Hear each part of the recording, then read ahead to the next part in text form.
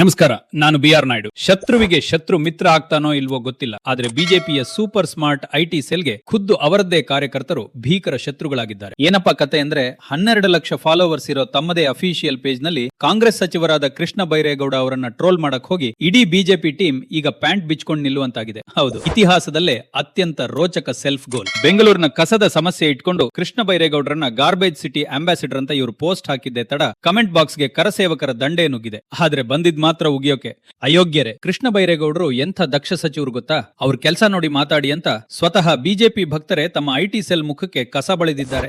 ಎಂಥ ದುರಂತ ಅಲ್ವಾ? ವಿರೋಧ ಪಕ್ಷದವರನ್ನ ಟ್ರೋಲ್ ಮಾಡಕ್ಕೆ ಸಂಬಳ ತಗೊಳ್ಳೋ ಐಟಿ ಸೆಲ್ಗೆ ಸ್ವಪಕ್ಷದವರೇ ಉಚಿತವಾಗಿ ಕ್ಲಾಸ್ ತಗೊಂಡಿದ್ದಾರೆ. ಅಲ್ಲ ಸ್ವಾಮಿ, ಟ್ರೋಲ್ ಮಾಡಕ್ಕೂ ಒಂದು ಯೋಗ್ಯತೆ, ಟೈಮಿಂಗ್ ಇರ್ಬೇಕಲ್ವಾ? ಕಳೆದ ಬಾರಿ ಬಿಜೆಪಿ ಆಡಳಿತ ನಡೆಸುವಾಗ ಇಡೀ ಬೆಂಗಳೂರನ್ನ ಗುಂಡಿಗಳ ಸಾಮ್ರಾಜ್ಯ ಮಾಡಿದ್ಯಾರು? 40% ಕಮಿಷನ್ ಹಪಾಹಪಿಗೆ ಬಿದ್ದು ಇಡೀ ಸಿಟಿಯನ್ನ ನರಕ ಮಾಡಿದ್ಯಾರು? ಬರೀ 3 ವರ್ಷ ಮದುವೆ ಆದವಳು ಬಾಳು ಹೇಗಿರುತ್ತೆ ಅಂತ ನಿಮ್ಗೆ ಅರ್ಥ ಆಗುತ್ತಲ್ವಾ?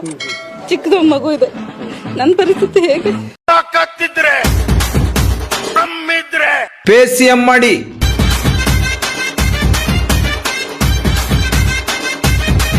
ತಮ್ಮದೇ ಅಸಮರ್ಥ ಆಡಳಿತದಿಂದ ಬೆಂಗಳೂರು ಮುಳುಗಡೆಯಾದಾಗ ಕಾಣದ ಇವರ ಕಣ್ಣುಗಳು ಈಗ ಕಾಂಗ್ರೆಸ್ ಸರ್ಕಾರದಲ್ಲಿ ದಕ್ಷತೆಯಿಂದ ಕೆಲಸ ಮಾಡ್ತಿರೋ ಸಚಿವರ ಮೇಲೆ ಬಿದ್ದಿವೆ. ಸ್ವಪಕ್ಷದ ಕಾರ್ಯಕರ್ತರಿಗೆ ನಿಮ್ಮ ಯೋಗ್ಯತೆ ಏನೆಂದು ಅರ್ಥವಾಗಿ ನಿಮ್ಮ ಜನ್ಮ ಜಾಲಾಡುತ್ತಿದ್ದಾರೆ ಅಂದ್ಮೇಲೆ ನಿಮ್ಮ ಅಸಮರ್ಥತೆ ಯಾವ ರೇಂಜ್ಗಿದೆ ಯೋಚಿಸಿ. ಕೃಷ್ಣ ಬೈರೇಗೌಡ ಅಂದ್ರೆ ಕೇವಲ ಎಸಿ ರೂಮ್ ಅಲ್ಲಿ ಕೂತು ಟ್ವೀಟ್ ಮಾಡೋ ನಾಯಕರಲ್ಲ, ಜನಸಾಮಾನ್ಯರ ಜೊತೆ ನಿಂತು ಗ್ರೌಂಡ್ ರಿಯಾಲಿಟಿ ಅರಿತು ಕೆಲಸ ಮಾಡೋ ರಿಯಲ್ ಲೀಡರ್. ಇದನ್ನೇ ಕಮೆಂಟ್ ಬಾಕ್ಸ್ ನಲ್ಲಿ ನೆಟ್ಟಿಗರು ಬಿಜೆಪಿಗೆ ನೆನಪಿಸಿರೋದು. ವೈಯಕ್ತಿಕ ಕಿತ್ತಾಟ ಬಿಟ್ಟು ಸಿದ್ಧಾಂತದ ಮೇಲೆ ರಾಜಕಾರಣ ಮಾಡಿ ಕೆಲಸ ಮಾಡೋರನ್ನ ನೋಡಿ ಕಲಿಯಿರಿ.